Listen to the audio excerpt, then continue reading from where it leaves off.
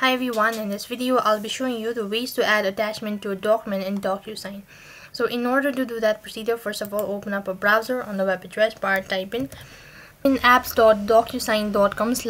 So you need to create a new envelope, navigate to the send section of your DocuSign account. So when you're logged in from the home page, you can see this option as sign or create a signature or get signature. So here go to the start menu, and now you can go ahead and upload your documents.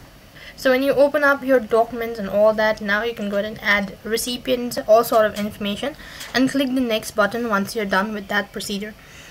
And once the document has been uploaded, you can prepare it for sending.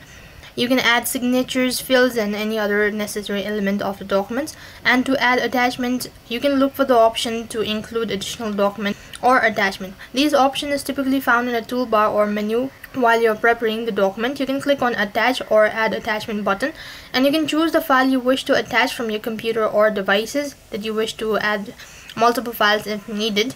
After selecting the attachment, you may need to position them within the document. Once you've added the attachment, then you have to go ahead and position it after that you can go ahead and save the changes, and you can continue sending. That's how you can add attachment to document in DocuSign. That is all for this video. I hope the video was helpful.